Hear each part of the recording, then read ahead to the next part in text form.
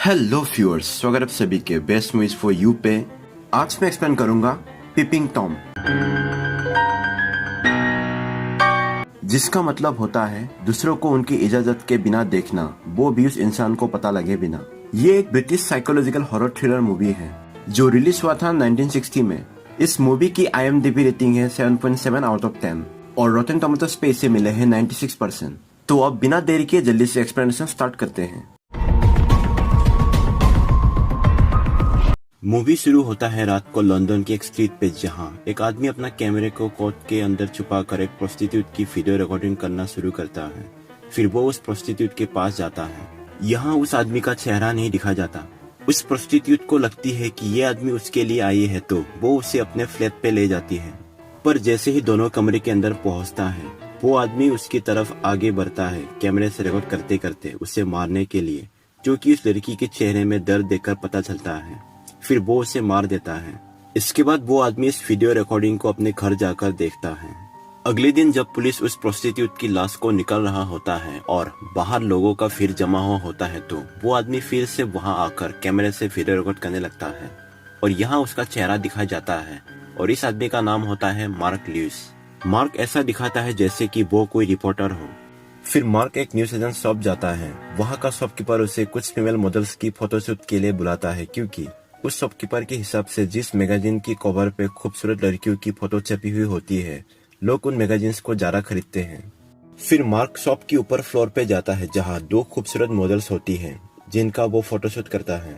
फिर रात हो जाता है और यहाँ एक बर्थडे पार्टी सेलिब्रेशन दिखा जाता है और ये बर्थडे हेलेन स्टीफेंस नाम की एक लड़की की होती है, जिसका आज 21st बर्थडे है। जब हेलेन अपनी केक काटने वाली होती है, तभी वहाँ मार्क आता है, क्योंकि वो भी इसी घर में रहता है, ऊपर की कमरे में। मार्क हेलेन की घर की खिड़की से अंदर झांकता है, जहां हेलेन और पार्टी में मौजूद बाकी सब भी उसे देख लेता है।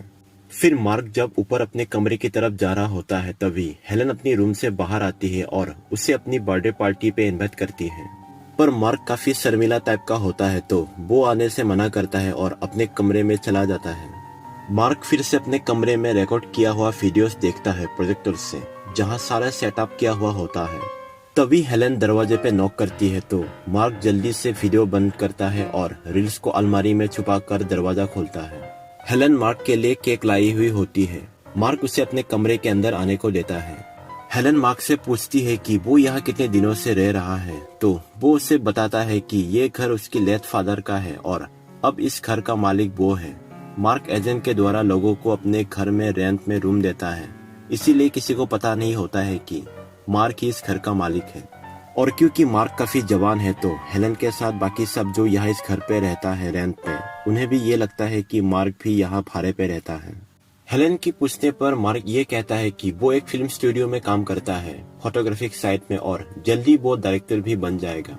हेलेन ने बाहर से वीडियो की आवाज सुन लिया था जो मार्क देख रहा था, तो हेलेन मार्क को उसे उन वीडियोस को दिखाने को कहता है, ये कहकर कि वो उसे अपना बर्थडे गिफ्ट समझ लेगी। मार्क मान जाता है और वो उसे दूसरे कमरे में ले जाता है, जहाँ पे वो वीडियो देखता है और वहाँ कई सारे सामान होता है उसका और उसकी फादर का, क्योंकि उसका फादर एक साइंटिस्ट था। मार्क हेलेन को दूसरा वीडियो दिखाता है, जो कि मार्क की बचपन का डॉक्यूमेंट्री वीडियो होता है, जिसे उसके फादर ने रिकॉर्ड किया था।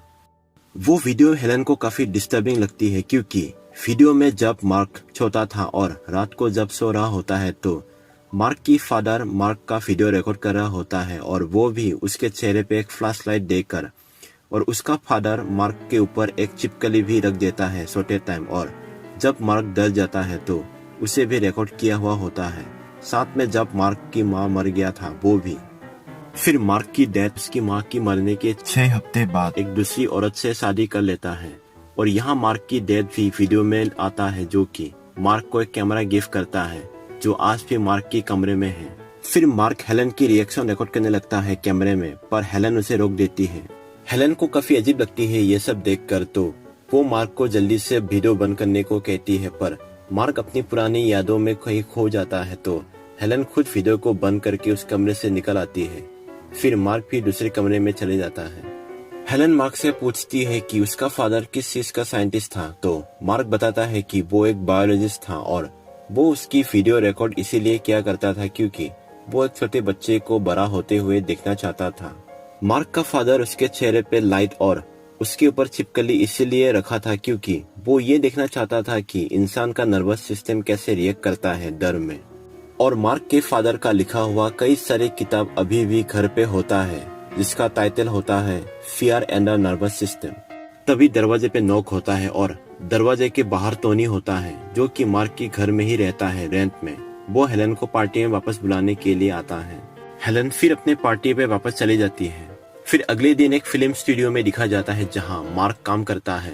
वहां पे एक फिल्म की शूटिंग चल रहा होता है जहां फिल्म की लीड हीरोइन एक शॉट नहीं दे पाती, जिसकी कई सारे टेक्स्ट बार बार लेना पड़ता है। और उस हीरोइन को बस इतना करना है कि उसे ठीक से बेहोश होने की एक्टिंग करनी है। कई सारे टेक्स्ट के बाद वो कर लेती है, पर तब तक रात हो जाता है तो दिन का शेड्यूल खत्म हो जाता है। सारे क्रू मेंबर स्टूडियो छोड़कर चले जाता है, पर विवियन नाम की एक लड़की जो कि इस स्टूडियो में चल रहे एक्ट्रेस की बॉडी डबल है, वो चुपके से रुक जाती है स्टूडियो के अंदर, क्योंकि मार्क ने उसे रोकने को कहा था शूटिंग खत्म होने के बाद उसके साथ एक फिल्म बनाने के लिए। फिर विवियन शूटिंग के लोकेशन पे पहुंच जाती है जहां मार्क लाइट्स को एडजस्ट करता है।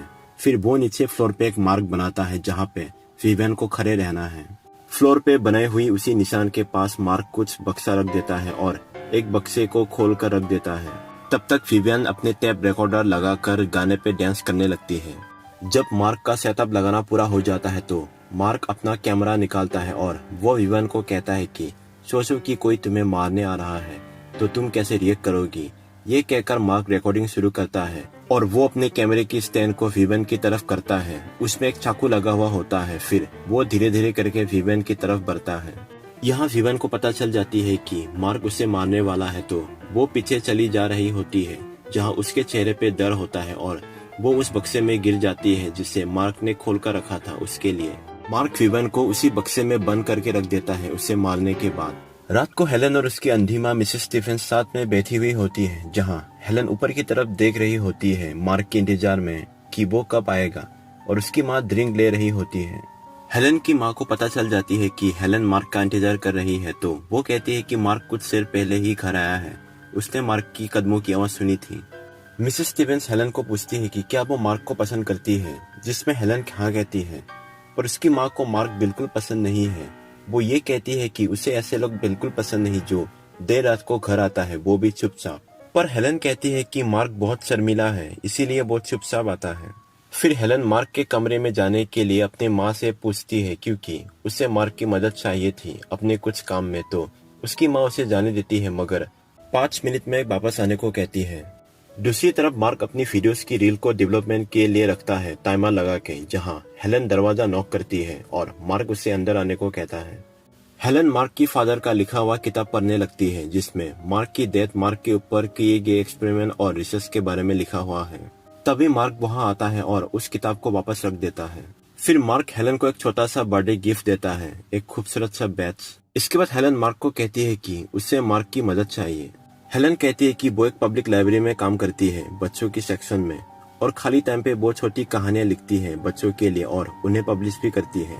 और उसने एक बुक भी लिखी है जो पब्लिशर मान गया है पब्लिश करने। मार्क कहता है कि वो उसकी किताब पढ़ना चाहेगा, और जब वो उसकी किताब के टॉपिक के बारे में पूछता है तो हेलन कहती है कि उसकी किताब एक मैजिक कैमरे के ऊपर है जो बहुत ही अच्छी फोटोज खींचता है।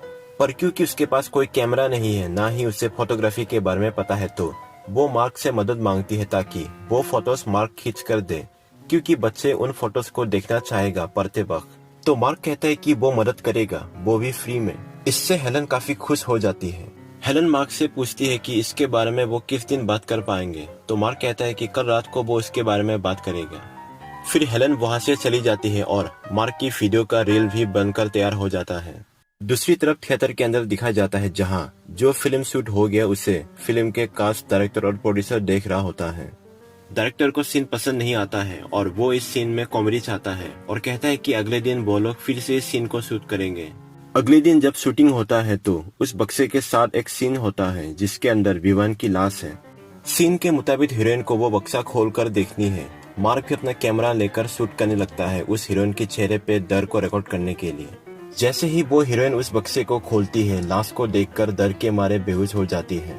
इसके बाद 2 पुलिस वाले सब इंस्पेक्टर ग्रेग और सर्जन मिलर कार से शूटिंग लोकेशन तक जा रहा होता है। साथ में उस प्रोस्टिट्यूट की मर्डर की केस को डिस्कस करते हुए, जहां उन्हें ये समझ में नहीं आता है कि आखिर उस प्रोस्टिट्यूट के चेहरे पर इतना डर क्यों था, आखिर क्या देखा होगा उसने मरने से पहले। फिर ये दोनों वहां लोकेशन तक पहुंचते हैं, लाश को देखता है। फिर इंस्पेक्टर ग्रेग प्रोड्यूसर को कहता है कि उन्हें सारे क्रू मेंबर्स से पूछताछ करना होगा। फिर सबकी पूछताछ चालू होता है। मार्क को भी बुलाया जाता है। मार्क उन्हें अपना कैमरा दिखाता है, यह कहकर कि वो एक डॉक्यूमेंट्री मूवी बना रहा है। इंस्पेक्टर ग्रेग और सर्जन मिलर को उस पर ज्यादा शक नहीं होता है क्योंकि मार्क काफी अच्छे से सिचुएशन को हैंडल करता है। इसके बाद इन दोनों पुलिस को कॉल आता है कि डॉक्टर को इनसे बात करना है लाश के बारे में। फिर मार्क को जाने देता है, मगर मार्क फिर से इन्वेस्टिगेशन एरिया में जाता है और ऊपर से सब कुछ रिकॉर्ड करने लगता है। पुलिस को विवन की टेप रिकॉर्डर मिलता है और उसे चलाता है तो वही गाना प्ले होता है जिसपे विवन मरने से पहले नाच रही थी।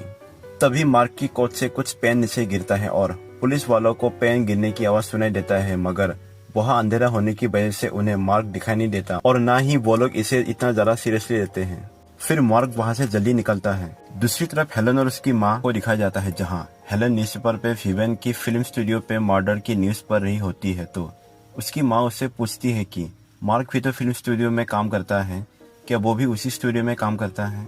हेलन को इसके बारे में पता नहीं होती है। हेलन ने अपनी माँ को बताया हुआ होता है कि आज रात वो और मार्क बाहर जाने वाला है। तभी हेलन की माँ को महसूस होता है कि मार्क घर आ गया है और वो हेलन को कहती है कि मार्क आया है और सच में मार्क घर आया हुआ होता है और वो फिर से हेलन की घर की खिड़की से अंदर झांक रहा होता है। हेलन भी उसे देख लेती है। फिर हेलन बाहर जाकर मार्क से मिलती है और उसे अपने घर के अंदर बुलाती है अपनी माँ से मिलाने। मार्क भी अंदर आता है। जब मार्क मिसेस स्टीवेंस से हाथ मिलाता है तो मिसेस स्टीवेंस मार्क की नसें छूकर कहता है कि क्या तुम भागकर आए हो। तो मार्क कहता है कि वो लेट नहीं होना चाहता था हेलन के लिए, इसीलिए वो भागकर आया।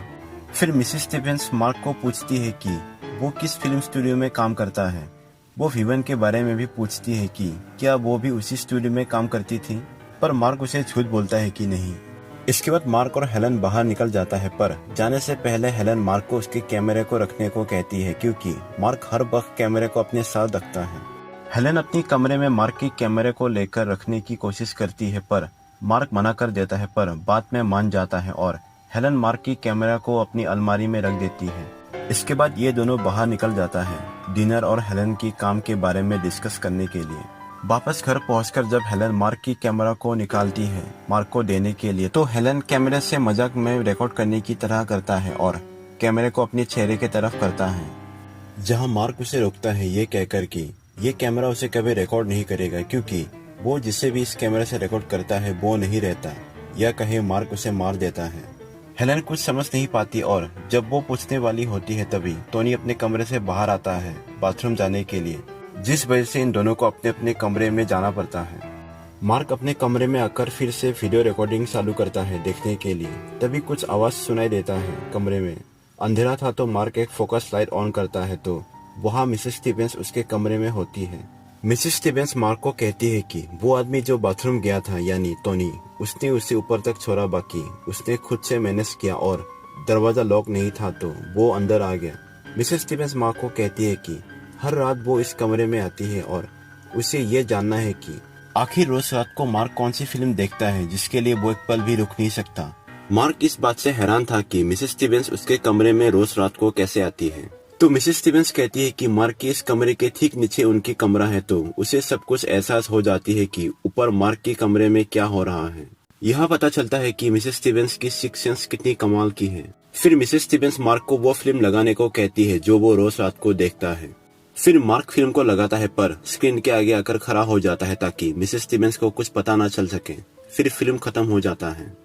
मार्क मिसेस स्टीवेंस के ऊपर लाइट को फोकस कर देता है। मिसेस स्टीवेंस को कुछ समझ नहीं आता है और वो घबरा जाती है।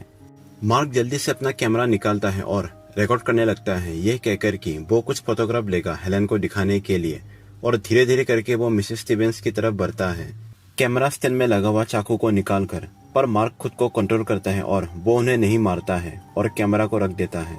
फिर मिसेस स्टीवेंस मार्क को कहती है कि वो चाहे तो और रिकॉर्ड कर सकता है, लेकिन मार्क दूसरे कमरे में चला जाता है। फिर मिसेस स्टीवेंस मार्क को कहती है कि उसकी हरकतें ठीक नहीं लग रहा और ऐसे वो हेलन को उससे मिलने नहीं दे सकती है, और अगर ऐसा ही चलता रहा तो वो हेलन के साथ इस घर को छोड़कर चली जाएगी। मार्क उनसे कहता है कि वो ऐसा कुछ भी नहीं करेगा जिससे उन्हें ये घर छोड़ना पड़े। फिर मार्क मिसेस स्टीवेंस को नीचे तक छोड़ता है, जहां मिसेस स्टीवेंस मार्क के चेहरे को छूकर कहती है कि आखिर उसे क्या चीज इतनी परेशानी दे रही है। मार्क कुछ नहीं कहता और गुड बाय कहकर अपने कमरे में चले जाता है। अगले दिन फिल्म स्टूडियो में दिखाया जाता है, जहां फिल्म का डायरेक्टर उस हीरोइन को काफी समझाकर शूटिंग करने लाता है, क्योंकि वो काफी डरी हुई होती है विवन की लाश को देखने के बाद। वहाँ कई सारे डिटेक्टिव्स, पुलिस और एक साइकेट्रिस्ट भी होता है मेंटल सपोर्ट देने के लिए उस हीरोइन को। जैसे ही एक सीन की शूटिंग स्टार्ट होता है, वो हीरोइन एक लाल रंग की हैट को देखकर डर जाती है और वहाँ से भाग जाती है। यहाँ मार्क उस साइकेट्रिस्ट से मिलता है और उसे पूछता है कि क्या वो उसके फादर को जानता था। नाम बताने पर वो साइकेट्रिस्ट कहता है कि वो जानता था। मार्क उसे कहता है कि उसकी फादर मरने से पहले इसमें रिसर्च कर रहा था कि किस वजह से इंसान पीपिंग टॉम करता है। मार्क उनसे पीपिंग टॉम का इलाज पूछता है तो वो साइकेट्रिस्ट कहता है कि इसके लिए साल लग जाएगा, जिससे मार्क निराश हो जाता है। वो साइकेट्रिस्ट मार्क की फादर की रिसर्च पे इंटरेस्टेड था तो वो अपना कार्ड मार्क को देता है, ये कहकर कि वो उसके फादर का रिसर्च पढ़ना चाहेगा। इसके बाद वहाँ का एक क्रू मेंबर मार्क को एक मॉडल का फोटो दिखाता है, ताकि अगर मार्क चाहे तो उसकी फोटोशूट करे। तभी मार्क को एक आइडिया आता है और वो जाकर टेलीफोन पे उस न्यूज एजेंट के आदमी को कॉल करके कहता है कि वो आज दोपहर को उसके पास जो मॉडल है उसका फोटोशूट करने आएगा। दूसरी तरफ वहाँ पे मौजूद एक डिटेक्टिव उस साइकेट्रिस्ट को उन दोनों की बातों के बारे में पूछता है, तो वो कहता है कि मार्क ने उनसे पीपिंग टॉम के बारे में पूछा था, जिस पे मार्क का फादर रिसर्च कर रहा था। ये सुनकर उस डिटेक्टिव को मार्क के ऊपर शक होता है और वो मार्क के पीछे एक जासूस लगा देता है। दूसरी तरफ हेलन जहाँ काम करती है वहाँ से वो घर के लिए निकलती है और उसे मार्क चुपके से देख रहा होता है, जहाँ एक जासूस भी मार्क के ऊपर नजर रख रहा होता है। फिर मार्क उस न्यूज एजेंट शॉप पे जाता है और कैमरे से बाहर रिकॉर्ड करने लगता है। फिर वो अंदर चले जाता है। अंदर न्यूज एजेंट शॉप का आदमी मार्क को शॉप की चाबी देता है और कहता है कि वो बाहर जा रहा है और मॉडल ऊपर की फ्लोर में है। उसका काम खत्म होने के बाद वो शॉप को लॉक करके दरवाजे पे लगे लेटर बॉक्स में रख के जाए। फिर वो आदमी चले जाता है और मार्क ऊपर जाता है, जहाँ वही मॉडल होती है जिसे शुरुआत में मार्क ने फोटोशूट किया था मैगजीन के लिए, जिसका नाम होती है मिली। मार्क को पता होता है कि एक जासूस उसके पीछे पड़ा है, तो वो वहाँ खिड़की से उस जासूस का भी वीडियो रिकॉर्ड करने लगता है। फिर मॉडल मिली बिस्तर पे लेट जाती है पोस्टर के साथ और मार्क उसकी तरफ कैमरा लेकर आगे बढ़ता है और यहाँ सीन कट हो जाता है, जो ये समझाता है कि मार्क ने उसे भी मार दिया। इसके बाद मार्क शॉप के अंदर से देखता है उस जासूस को, जिसके बाद वो शॉप से निकलकर लॉक करके चाबी को जगह पे रखकर अपने घर आता है। वो जासूस भी मार्क का पीछा करता है। दूसरी तरफ हेलन अपनी लिखी हुई किताब मार्क को देने जाती है, पर मार्क तो घर पे था नहीं, पर दरवाजा भी लॉक नहीं होता है, तो हेलन अंदर चली जाती है और वो जाकर मार्क के प्रोजेक्टर रूम में बैठकर अपनी किताब पे कुछ लिख कर रख देती है। यहाँ उसे मार्क की रिकॉर्ड की हुई फिल्म देखने का मन करती है, तो वो प्रोजेक्टर से फिल्म चलाती है, जिसे देखकर वो काफी डर जाती है। तभी वहाँ मार्क आता है। हेलन उससे पूछती है कि क्या वो सब असली है या सिर्फ एक फिल्म, तो मार्क उसे कहता है कि ये सब सच है। हेलन उन लड़कियों के बारे में भी पूछती है कि उन्हें क्या हुआ। मार्क साफ साफ कह देता है कि उसने उन सबको मार डाला। मार्क हेलन को परछाई में रहने को कहता है, ताकि वो हेलन का डरा हुआ चेहरा ना देख पाए। दूसरी तरफ इंस्पेक्टर ग्रेग को कॉल आता है उस न्यूज एजेंट के आदमी से, जहां से अब पुलिस मिली की बॉडी को निकाल रहा होता है। दूसरी तरफ हेलन मार्क को उसकी तरफ देखने को कहती है, पर मार्क मना करता है, ये कहकर कि अगर वो डरा हुआ नहीं है तभी वो देखेगा। मार्क अपना कैमरा लेता है और हेलन को कहता है कि दुनिया में सबसे डरावनी चीज है डर। ये कहकर वो अपना कैमरा हेलन की तरफ करता है और कैमरा के आगे एक आईना लगा हुआ होता है, और फिर वो कैमरे की स्टैंड में लगा हुआ चाकू को हेलन की गले में पॉइंट करके कहता है कि वो सबको मारने से पहले उन्हें अपना मौत का डर दिखाता है आईने में। लेकिन हेलन अपनी आंखें बंद कर लेती है और वो नहीं डरती है। मार्क हेलन को कसम खाकर कहता है कि वो उसे कभी भी नहीं मारेगा, ना ही उसका फोटोग्राफ लेगा।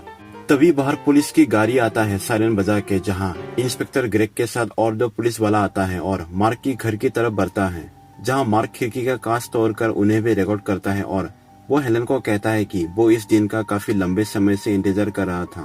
फिर वो अपना कैमरा दीवार पे फिट करता है और कैमरे की स्टैंड में लगा हुआ चाकू को अपनी तरफ करता है।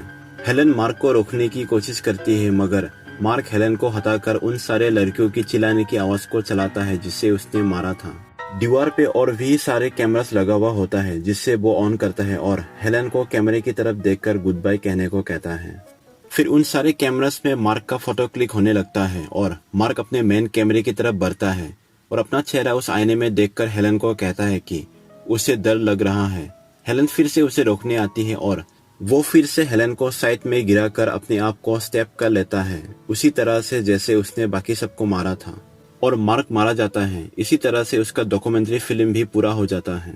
फिर पुलिस वहां पहुंचता है जहां मार्क के साइड में हेलन भी बेहोश पड़ी हुई होती है। यहाँ हेलन की किताब पे दिखा जाता है जहां हेलन ने लिखा था from one magic camera which needs the help of another. फिर यहाँ मार्क की फादर का रिकॉर्ड किया हुआ आवाज सुनाई देता है जो कह रहा होता है don't fear silly boy, there is nothing to be afraid of. जिसके बाद छोटे मार्क की आवाज आता है जो कहता है good night daddy, hold my hand. और मूवी यही एंड हो जाता है। तो उम्मीद करता हूँ कि आप सबको एक्सप्लेनेशन पसंद आया होगा। तो मिलते हैं अगली वीडियो में। अगर आपको ये वीडियो पसंद आया है तो इस वीडियो को लाइक, शेयर और चैनल को सब्सक्राइब कीजिए ताकि आपको आगे भी ऐसे ही इंटरेस्टिंग मूवीज की एक्सप्लेनेशन मिलती रहे।